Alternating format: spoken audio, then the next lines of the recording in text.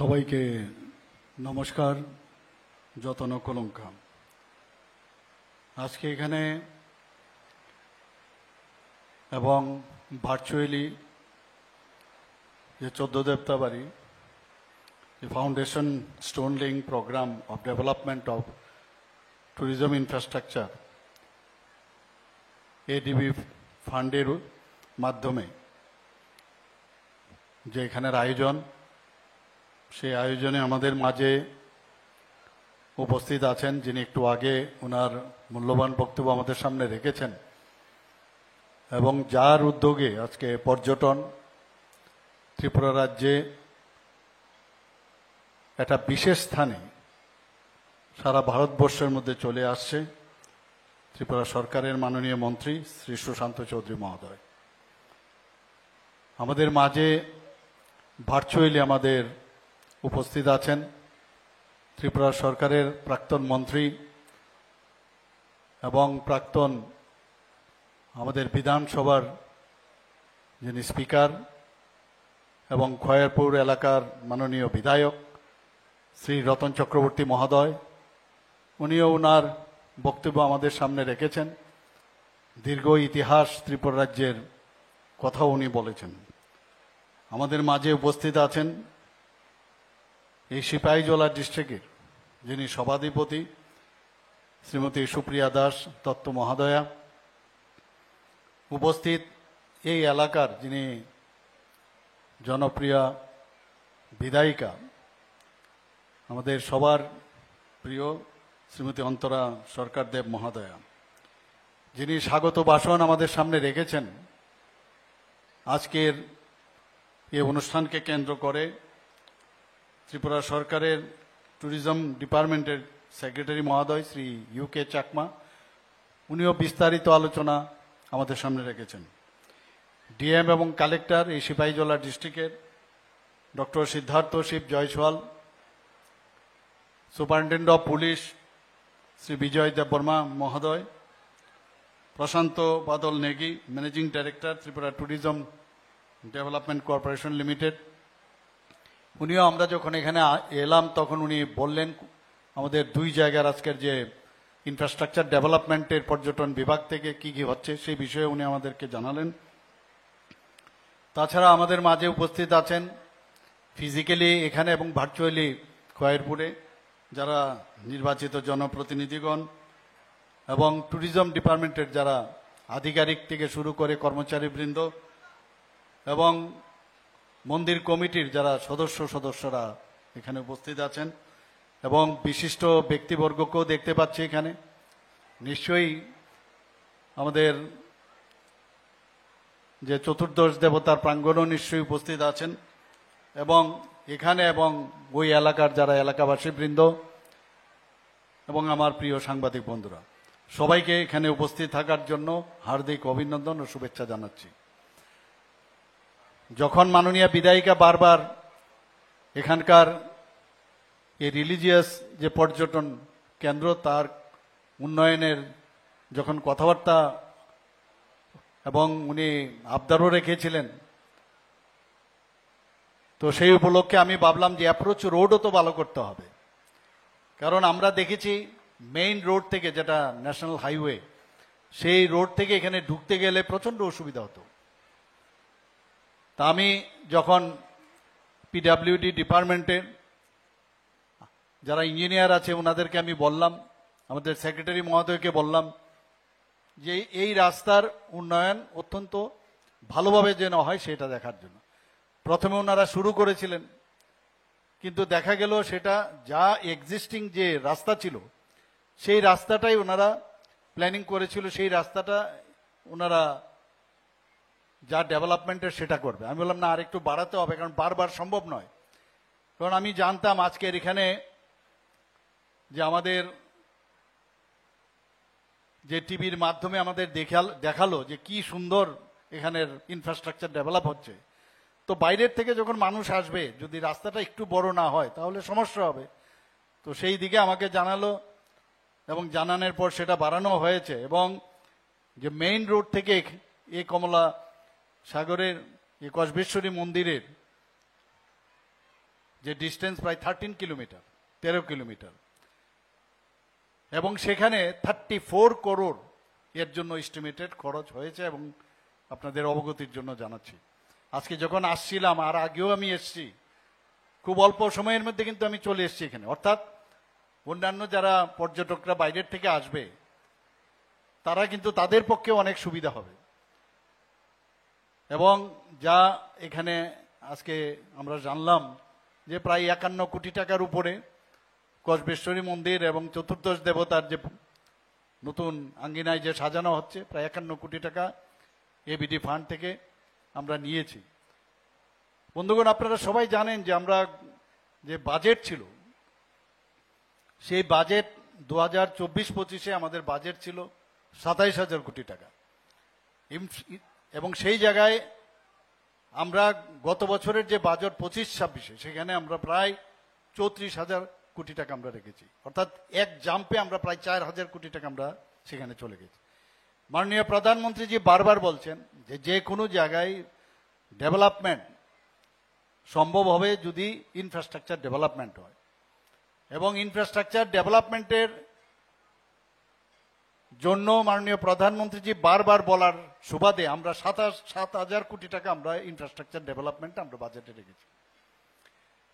এখন আমাদের যে বাজেট ইনফ্রাস্ট্রাকচার তো বিভিন্ন কারণে আমাদের করতে হয়, স্কুল হোক, হেলথের বিষয়ে হোক, আজকে খেলাধুলার বিষয়ে হোক, পর্যটনেরই হোক, সব দিকে আমরা এই ইনফ্রাস্ট্রাকচার ডেভেলপমেন্টের জন্য আমরা কাজ করছি। তো মাঝে মাঝে আমাদের যে এক্সটার্নাল এইডেড যে প্রজেক্ট, তার জন্য আমাদের নিতে হয়। তো আমাদের অন্যান্য যে 3 বছরের জন্য যে মেইন ল্যান্ডের, সেখানে কিন্তু ক্যাপিং নেই। আমাদের 4,000 কোটি টাকার বেশি আমরা এক্সটার্নাল এইডেড থেকে আমরা বেশি আমরা টাকা নিতে পারবো না। এর জন্য আমি চিঠিও লিখেছি, কথাও বলেছি কেন্দ্রীয় সরকারের সাথে, যাতে আমাদেরকে আরো বাড়ানো, কারণ এত ডেভেলপমেন্ট আমরা করছি, এই ক্যাপিং যাতে উঠিয়ে দেয়। তা আমরা চেষ্টা করছি যাতে আরো, কারণ আমরা যে স্পিডে এখন আমরা যাচ্ছি, অনেক জায়গায় যে কাজের যাতে কোনো অবস্থায় মানে বন্ধ না হয়ে যায়, অর্ধেক করে যদি না আমরা না করি, তার জন্য সেটাকে যেন বাড়িয়ে দেয়, তার জন্য আমি আবদার আমি করেছি কেন্দ্রীয় সরকারের কাছে। তো সেটা হবে, কিন্তু তারপরেও কিন্তু আমরা বসে থাকিনি। আজকে এই ইনফ্রাস্ট্রাকচারের যে আমরা যে এশিয়ান ডেভেলপমেন্ট ব্যাংক থেকে আমরা নিয়েছি, এবং অন্যান্য ক্ষেত্রেও আমরা বিভিন্নভাবে ট্রেসপে আমরা প্রায় 1400 কোটি টাকা আমরা ওয়ার্ল্ড ব্যাংক থেকে নিয়েছি। ইন্দো জার্মান যে প্রকল্প আছে সেখানেও আমরা নিয়েছি। বিভিন্ন ক্ষেত্রে আমরা এলিমেন্ট প্রজেক্টে প্রায় 1800 কোটি টাকা নিয়েছি ফরেস্ট ডিপার্টমেন্টে। তো আমরা নিচ্ছি, কিন্তু ইনফ্রাস্ট্রাকচার আমরা দেয়। ইনফ্রাস্ট্রাকচার মানে মানি বিগেটস মানি, আমরা একটা কথা জানি, টাকা খরচ করলেই টাকা আসবে।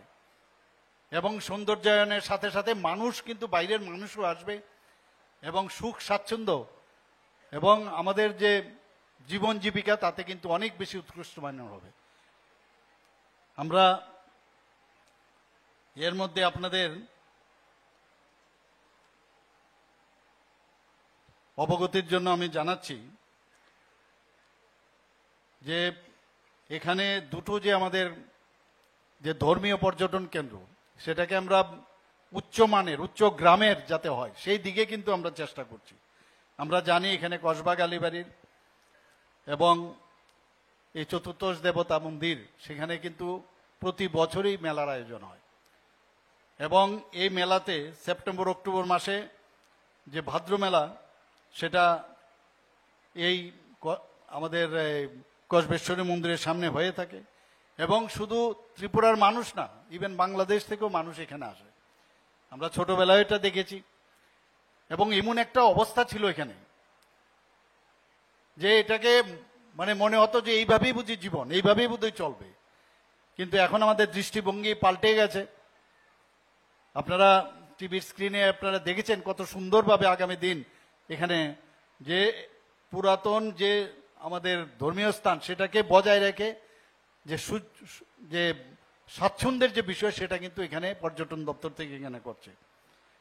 আমাদের তদ্রূপ যে খার্চি পূজা যেটা হয়, সেখানেও কিন্তু প্রতি বছর জুলাই মাসে সেখানেও প্রচুর সমাগম হয় আমাদের মাননীয় বিধায়ক শ্রী রতন চক্রবর্তী মহোদয় বলেছেন যে সেখানে প্রায় 15-20 লক্ষ লোক 7 দিন সমানে সেখানে মানুষের সমাগম হয় মেলার মাধ্যমে আমাদের যে মেলবন্ধন এবং এখান থেকে একটা যে ঐশ্বরিক যে চিন্তা ভাবনা ঐশ্বরিক যে একটা মানুষ ভগবান থেকে নেওয়া সেটা নেওয়ার পরে আমরা বছরের জন্য আমরা সেটা নিয়ে আমরা বেঁচে থাকি সেই কাজগুলো এখানে করছেন। আপনারা শুনে খুশি হবেন যে 2025 সাল থেকে এই জুন জুলাই মাস অবধি অর্থাৎ 6-7 মাসে আমি বিভিন্ন জায়গায় বিভিন্ন মহকুমায় আমি যাই সেখানে 772 কোটি টাকার বিভিন্ন জায়গায় উদ্বোধন ফাউন্ডেশন লে এখন পর্যন্ত আমি করেছি। অর্থাৎ এই গভর্নমেন্ট যে কথাটা বলছিলাম যে ইনফ্রাস্ট্রাকচার ডেভেলপমেন্ট আমরা যে করছি সেটা কিন্তু আগে আমরা দেখিনি। আমার পূর্ববর্তী বক্তা মাননীয় মন্ত্রী বলেছেন যে আগে পর্যটনকে ঘোষণা করেছিল একটা শিল্প কিন্তু সেইভাবে কিন্তু শিল্প ঘোষণা করেছে কিন্তু কাজ করেনি। এই শিল্পের মাধ্যমে যেটা বলার চেষ্টা হয়েছে যে আমরা সবাইকে চাকরি দিতে পারবো না কিন্তু এই শিল্পের মাধ্যমে যাদের আর্থসামাজিক উন্নয়ন হয় আমাদের ছেলে মেয়েদের যাতে তাদের জীবন জীবিকা যাতে ভালো হয় সেই দিকে কিন্তু সেটা হচ্ছে এবং আমি নিশ্চিত যে আগামী দিনে যে পর্যটন দপ্তর যেভাবে কাজ করছে তাতে করে আমাদের যেমন এখন যদি পার ক্যাপিটা ইনকামের কথা যদি আমরা বলি আমরা নর্থ ইস্টার্ন আমি সব জায়গায় বলি নর্থ ইস্টার্ন রিজনের মধ্যে এখন ত্রিপুরা সেকেন্ড হাইয়েস্ট পার ক্যাপিটা ইনকাম সিকিমের পরে। সিকিমে কি আছে ছোট রাজ্য 7 লক্ষ লোক ওখানকার বসবাস কিন্তু শুধু পর্যটনের উপর ভিত্তি করে সেখানকার জিডিপি কিন্তু অনেক বেশি। তো নর্থ ইস্টের এই 8টা স্টেটের মধ্যে আমরা কিন্তু এখন এই সেকেন্ড হাইয়েস্ট আমরা হয়েছি এবং এইভাবে যদি পর্যটন আরো বাড়তে থাকে তাহলে আমি নিশ্চিত যে সেটা আমরা হয়তো আগামী দিনে একটা হেলদি কম্পিটিশন যেটা হচ্ছে সিকিমের আগেও আমরা চলে যেতে পারি। আজকে যদি জিডিপির কথা বলি জিএসডিপির কথা বলি এগুলো হচ্ছে অ্যাকচুয়ালি প্যারামিটার তার উপরে ভিত্তি করে আমরা বলতে পারি রাজ্য ঠিকভাবে চলছে কিনা। আসামের পরে এত বড় রাজ্য আসাম তারপরে সেকেন্ড পার ক্যাপিটা ইনকাম ত্রিপুরা রাজ্য অর্থাৎ আমরা ঠিকভাবে চলছি। এখানে বনদুয়ারে আমি সেদিন গিয়েছিলাম পর্যটন দপ্তর থেকে সেখানেও এই যে 51 পীঠের কথা উনি বলেছেন এবং সেখানেও এত সুন্দরভাবে আগামী দিনে 1.5 বছরের মধ্যে আমি যেখানে যাই প্রথমে জিজ্ঞেস করি কবে নাগাদ আমরা তো ফাউন্ডেশন লে করে আসলাম কিন্তু দেখা যায় আগের সরকারের সময়ে সেটা ফাউন্ডেশন লে হয়েছে কিন্তু বছরের পর বছর 5 বছর পরও সেটার সম্পূর্ণ হয় না আর আমরা টাইমলাইন দিয়ে দিই যে কবে শেষ হবে। সেই বনদুয়ারে আমার পর্যটন আগের মন্ত্রী পর্যটন মন্ত্রী ছিলেন এবং আমাদের মাননীয় মন্ত্রী যিনি অর্থমন্ত্রী উনি বলছিলেন যে বনদুয়ার স্বর্গদুয়ার হবে আগামী দিনে এবং 51 পীঠ বলা হচ্ছে আপনার এতগুলো জায়গায় আমাদের মাতা সতীর দেহের টুকরো টুকরো অংশ শুধু ভারতবর্ষে না বিভিন্ন জায়গায় যে পড়েছে সেটা আমাদের পক্ষে সম্ভব নয় দেখা এবং উনি যেভাবে আত্মহুতি দিয়েছেন যে বাবার বিরুদ্ধে উনি বিয়ে করেছিলেন তো সেই জায়গায় বাবা ক্রুদ্ধ হয়ে সেখানে যজ্ঞ করলেন সব দেবতাকে নিমন্ত্রণ করেছেন কিন্তু শিব ঠাকুরকে এবং আমাদের সতী দেবীকে নিমন্ত্রণ করেনি। এই কিন্তু মহাদেবের অনুমতি না নিয়ে উনি সেখানে পৌঁছান আমরা সবাই জানি কাহিনীগুলো এবং সেখানে যাওয়ার পর ওনার বাবা উনাকে তিরস্কার করলেন যে তুমি কেন আসলেন এবং মহাদেবকে পর্যন্ত গালিগালাজ করলেন এবং সেই সতীর মানে মহাদেবকে ওনার স্বামীকে গালিগালাজ দেওয়ার জন্য উনি সেই যজ্ঞের মধ্যে আত্মহতি দিয়েছিলেন। তারপরে সেখানে মহাদেব যখন শুনলেন তার সমস্ত শরীর নিয়ে আপনারা সবাই জানেন কিভাবে সমস্ত পৃথিবীর মধ্যে এমন একটা অবস্থা হয়েছিল যে এই দেহ নিয়ে চারিদিকে এবারে মানে ভয়ঙ্কর নৃত্য তখন যখন এই টুকরো টুকরো করতে বাধ্য হলো সৃষ্টিকে রক্ষা করতে হবে এবং বিষ্ণু মহাদেব ভগবান বিষ্ণু যখন এটাকে টুকরো টুকরো করলো চক্র দিয়ে তারপরে কিন্তু এই টুকরোগুলো আমাদের এখানেও ত্রিপুরাতে পড়েছে কিন্তু বাকিগুলো আমরা দেখতে পারবো না। তো সেই জায়গায় আজকে এই 51 পীঠ যখন হবে, মাননীয় প্রধানমন্ত্রী যে এইবারের একটা প্রোগ্রামে আমি গিয়েছিলাম, উনি বললেন যে যে কোনো রাজ্যে আমাদের যখন মুখ্যমন্ত্রীদের সম্মেলন হয়, উনি বলেছেন भाई आप लोग अपना अपना राज्य में एक जगह बनाइए जहां पर ठीक है बहुत सारे आपका टूरिज्म स्पॉट होगा, लेकिन एक ऐसा स्पॉट बनाइए ताकि वर्ल्ड क्लास वर्ल्ड स्टैंडर्ड हो, ताकि पूरा दुनिया वाले यहाँ पर आए। तो আমার মনে হয় এই যে 51 পীঠ হচ্ছে, যে ইতিহাস আমরা জানি বা জানলাম, আমি জানি না weather I am wrong or not, যতটুকু আমার মনে পড়ছে আমি এটুকু বললাম, সেখানে এই বনদুয়ারে স্বর্গদ্বার আমি নিশ্চিত যে আগামী দিন হবে। আমাদের এই পর্যটন, যেটা আমার পূর্ববর্তী বলেছেন, যে এতে করে আমাদের যে ফরেন কারেন্সি সেটাও কিন্তু বৃদ্ধি পাবে। বাইরের থেকে লোক আসবে, ডলারে তারা এখান থেকে ইন্ডিয়ান মানি নেবে। আপনারা শুনে খুশি হবেন যে কিছুদিন আগে যে আগের যে যেখানে গভর্নর হাউস ছিল, পুরনো গভর্নর হাউস ছিল, সেই গভর্নর হাউসকে আমরা টাটা গ্রুপের সাথে আমরা করি। সেখানে আমরা ত্রিপুরা গভর্নমেন্টের যে প্যালেস একটা হোটেল হবে, সেখানে সেই হোটেলে প্রায় 100টার মতো রুম হবে, এর মধ্যে 4টা এক্সক্লুসিভ রুম থাকবে সেখানে। সেই এক্সক্লুসিভ রুমের এক একটা রুমের দাম হবে প্রায়, মানে প্রতিদিন খরচা হবে প্রায় 1.5 লাখ থেকে 2 লাখ টাকা, বা বেশি হতে পারে, যা আমাদের বললো। এখন 1.5 লাখ 2 লাখ টাকা দিয়ে একটা রুমের মধ্যে কারা থাকবে? তো সেখানে এমন ভাবে বানানো হবে রাজকীয় স্টাইলে, যে ওদের যে আপনার যে টাটা গ্রুপের যে চেইন আছে সারা পৃথিবীর মধ্যে, সেখানে ফ্লাইট নিয়ে ওরা আসবে এখানে। তো এই ফ্লাইটে ওরা যখন ওখানে থাকবে, ওরা কিন্তু শুধু ওখানে বসে থাকবে না, এই যে 5 স্টার হোটেল হতে যাচ্ছে সেখানে বসে থাকবে না। তারা কি হবে, সেখানে যখন থাকবে, এই আজকে কসবেশ্বরী মন্দিরে আসবেন, আজকে আমাদের উদয়পুর মন্দিরে যাবেন, আমাদের রুদ্রসাগরে যাবেন, উজ্জয়ন্ত প্যালেসে যাবেন, তো সমস্ত জায়গায় যখন ঊনকোটিতে যাবেন, এতে করে যে প্রায় 200 জন লোকের ওখানে চাকরি হবে, যা আমাদের বলা হয়েছে, এবং অন্যান্য আরো যারা ট্যুরিজমের সাথে যুক্ত আছে, যারা ট্যুর অপারেটর আছেন, তাদেরও সুবিধা হবে। তো একটা গেম চেঞ্জ আগামী দিন হতে যাচ্ছে। তো সেইভাবে আমরা কিন্তু চেষ্টা করছি এখানে। শুধু তাই নয়, যখন এখানে আসবে, রেলে আসবেন, কেউ গাড়িতে আসবেন, আপনার প্লেনে আসবেন, তাতে করে কিন্তু জিডিপি বাড়বে। আপনারা নিশ্চয়ই এর মধ্যে জানেন যে 7% এই পর্যটনে, ভারতবর্ষের পর্যটনের জিডিপির মধ্যে, পর্যটনের থেকে 7% সেটা এই মানে ভারতবর্ষের যে জিডিপির মধ্যে সেটা পার্টিসিপেট করেন ওনারা। আমাদের শুধু এখানে যখন পর্যটকরা আসবেন, এখানে আসার পর এই এলাকার তো উন্নয়ন হবেই। আমাদের যে হ্যান্ডিক্রাফটস আছে, আমাদের বিভিন্ন যে কাজগুলো আছে, সেইগুলো কিন্তু আমরা বিক্রি করতে পারবো। আমরা জানি, আমরা এই যে এখানে আমার গলার মধ্যে এটা লাগানো আছে, আপনারা সবাই জানেন যে রিসা এবং পাচরা এবং আমাদের মাতা ত্রিপুরের সুন্দরী মন্দিরের যে পেরা, সেগুলো কিন্তু জিআই ট্যাগ পেয়েছে। তো সেইগুলো সম্পর্কে মানুষ জানবে, সারা পৃথিবী জানছে, আরো জানবে। তো আমাদের সেখানে বিক্রিও বাড়বে। এখানে বলা হয়েছে ট্যুরিজমের যে বিভিন্ন বিষয় এখানে রাখা হয়েছে।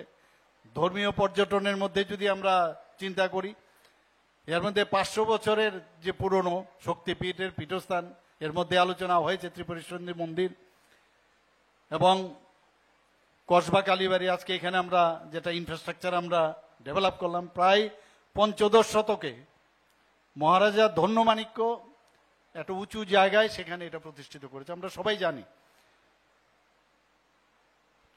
আমরা চতুর্দশ দেবতার বাড়ির কথা যদি আমরা বলি, সেখানে এই খয়াপুরে 1760 খ্রিস্টাব্দে মহারাজা কৃষ্ণমাণিক্য সেটাকে স্থাপন করেন।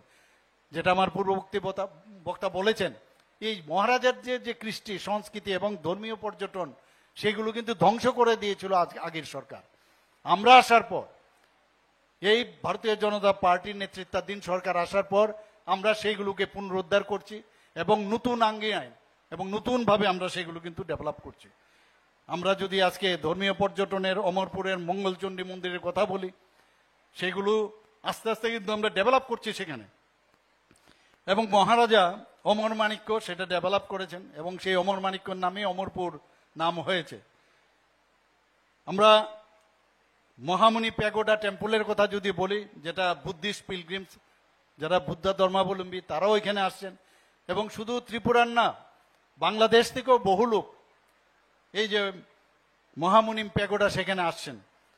এবং শুধু তাই নয়, সাউথ ইস্ট এশিয়ার যারা বুদ্ধ ধর্মাবলম্বী তারাও কিন্তু এখানে আসছেন। এখানে সেটা ইন্ডিয়ায় হোক, থাইল্যান্ডে হোক, শ্রীলঙ্কায় হোক, মায়ানমার হোক, জাপান, এবং সব জায়গার থেকে মানুষ সেখানে আসছে। তো এখন কিন্তু একটা দেখা যাচ্ছে যে মানুষ বাইরের থেকে, যেটা আমাদের সেক্রেটারি মহোদয় বলেছেন, যে বিদেশ থেকেও আমাদের যে ফুটফল এখানে বাড়ছে শুধুমাত্র এইসব কারণে। আমাদের ইকো ট্যুরিজমের কথা যদি আমরা বলি, আমরা প্রায় এসে বলি ত্রিপুরাতে আসবেন, আমরা আপনারাও বলেন যে ত্রিপুরাতে আসবেন, এসে দেখবেন এই সিপাহীজলার মধ্যে কি আছে, চশমা বাঁদর। আমরা বলি চশমা বাঁদরের কথা। সেখানে যে হোয়াইট মার্কিং আছে চোখের চারিদিকে এবং মুখের চারিদিকে, এটা কিন্তু আর কোথাও দেখা যায় না।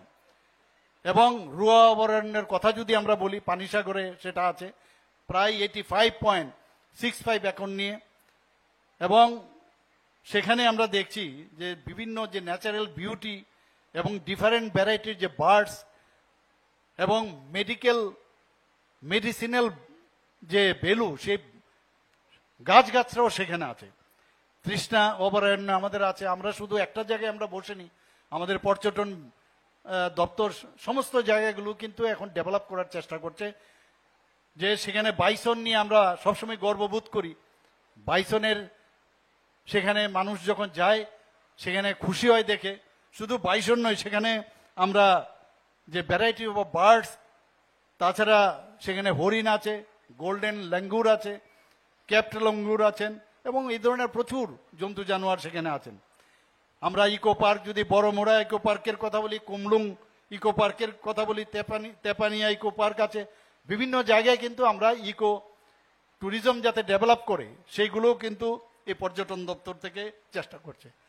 আমরা যদি এখানে প্রত্নতাত্ত্বিক পর্যটন 1 কোটি, আপনারা সবাই জানেন যে 1 কোটি, সেখানে যে স্কাল্পচার এখানে আছে পাহাড় কেটে কেটে মহাদেবের, যে তারও অনেক ইতিহাস সেখানে আছে, এই রক কাট যে কার্ভিং, তো সেইগুলো নিয়ে আমাদের কথা বলতে হবে, নিজেরাও কথা বলতে হবে। খালি আমরা যদি না বলি, ওয়ার্ড অফ মাউথ তাতে করেও কিন্তু মানুষ জানবে। বহু আত্মীয় স্বজন আছে, আমরা নিজেরাই কিন্তু এগুলো জানি না, এবং আমাদের যাওয়া উচিত সেসব জায়গায়। আমরা প্রথমেই টিকিট কাটি, কোথায় যাব, আমরা প্রথমেই রওনা দিই। আমরা যেটা আমার মাননীয় মন্ত্রী বলেছেন যে বিভিন্ন বদ্রীনাথ যেতে হবে, আমাদের কলকাতা যেতে হবে, কালীঘাট যেতে হবে, কিন্তু আমাদের নিজেদেরকে আমরা নিজেরা জানি না। এবং অনেক সময় আমার মনে হয় যে আমরা বলি সবচেয়ে মন্দিরে আমাদের যে মোমবাতি জ্বালালে নিচটাই সবচেয়ে বেশি অন্ধকার, আমরা নিজের বিষয়ই জানি না। ত্রিপুরাতে এতগুলো জায়গা আছে, বক্সনগরে যে বুদ্ধিস্ট স্তূপা, সেটা দেখার মতো। এই প্রত্নতাত্ত্বিক যে ট্যুরিজম, সেই বিষয়ে আমরা জানি না। এবং শুধু এটা বহু পুরনো একটা এনসিয়েন্ট স্ট্রাকচার, এবং মানে সেটা রিলিজিয়াস সাইট। ছবিমুড়াতে আমি সেদিনও গিয়েছিলাম, অদ্ভুত এত সুন্দর জায়গা, যে সেখানেও কার্ভিং করা পাহাড়ের মধ্যে, এক তো গোমতী নদী এবং দুদিকে এত সুন্দর সুন্দর কার্ভিং করা পাহাড়ের মধ্যে, যে ভাবা যায় না সেটা। এবং সেখানে যে তারও ইতিহাস আছে, প্রায় 1500 থেকে 1600 শতাব্দীর আগে এই যে কার্ভিং করা যে পর্বত সেখানে ছিল। পিলাকের কথা যদি আমরা বলি, সেখানেও বুদ্ধিস্ট এবং হিন্দু স্কাল্পচার আছে এখানে। 8th এবং 9th সেঞ্চুরিতে সেটা করা হয়েছিল। আর উজ্জয়ন্ত রাজপ্রসাদের কথা, এখন যদি আমরা আগে উজ্জয়ন্ত প্রসাদ দেখেছি, এখন সেখানেও আমাদের প্রচুর খরচ আমরা করেছি সেখানে ডেভেলপ করার জন্য।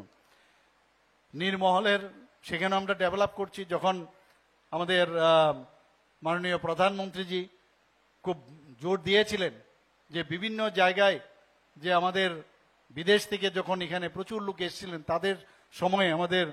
তাদের সময়ে আমরা নীরমহলকে আরো সুন্দরভাবে সাজানোর সে চেষ্টা আমরা করেছি। ভুবনেশ্বর মন্দির, সেখানেও আর্কিওলজিক্যাল এখন সার্ভে অফ ইন্ডিয়া, আমরা সবাই জানি তার ইতিহাস। এই মন্দিরকে সামনে রেখে রবীন্দ্রনাথ ঠাকুর যে রাজর্ষি এবং বিসর্জন এই নাটক দুটো লিখেছিলেন, এগুলো নিয়ে আমাদের মানে আবার নতুনভাবে ভাবনা চিন্তার বিষয় আছে। পুষ্পবন্ত প্যালেসের কথা আমি বললাম যে নতুনভাবে আমরা যেটা আগের পুরনো যে গভর্নর হাউস আছে সেটাকে আমরা নতুনভাবে একটা 5 স্টার হোটেল আমরা তৈরি করছি, এবং সেটা আপনাদের অবগতির জন্য জানাচ্ছি যে সারা ভারতবর্ষের মধ্যে এই টাটা গ্রুপ একমাত্র গভর্নমেন্টের সাথে এই ধরনের যে যে একটা মানে প্যালেস, যে রাজন্য আমলের যে ইতিহাস সেটাকে সামনে রেখে গভর্নমেন্টের সাথে প্রাইভেটের সাথে করেছে, কিন্তু ত্রিপুরার সাথে এই প্রথম। আমি আমাদের পর্যটন মন্ত্রী এবং ওনার যে দপ্তর, ওনার সবাইকে আমি ধন্যবাদ দেব যে আপনারা যেভাবে কাজ করছেন এবং আগামী দিন আরও ভালো ভালো কাজ করবেন। নতুন নতুন যে আমাদের সেক্রেটারি মহোদয় বলছেন যে আরও বিশেষ বিশেষ জায়গাগুলো চিহ্নিত করুন এবং আমাদের নিজেদেরকে খুঁজে বের করতে হবে। এর আগেও আমি কমলপুরে গিয়েছিলাম, সেখানে একটা ঝর্ণার যে এত সুন্দর একটা জায়গা, সেই জায়গায় আমি গিয়েছিলাম। তো ত্রিপুরাতে পর্যটনের মানে প্রচুর জায়গা আছে। আমি আশা করি যে আজকের এই যে দুটো যে ইনফ্রাস্ট্রাকচার ডেভেলপমেন্ট এখানে হলো আমাদের কসবেশ্বরী কালী মন্দিরের সামনে এবং আমাদের যে চতুর্দশ দেবতার প্রাঙ্গণে, সেখানে এই এলাকার মানুষের তো সুবিধা হবেই, কিন্তু সারা ত্রিপুরার মানুষের জন্য সেটা সুবিধা হবে এবং আর্থসামাজিক উন্নয়ন হবে এবং ধর্মীয় প্রতিষ্ঠানগুলো সম্পর্কে মানুষ আরো বেশি করে জানবে। সবাইকে অসংখ্য ধন্যবাদ, নমস্কার।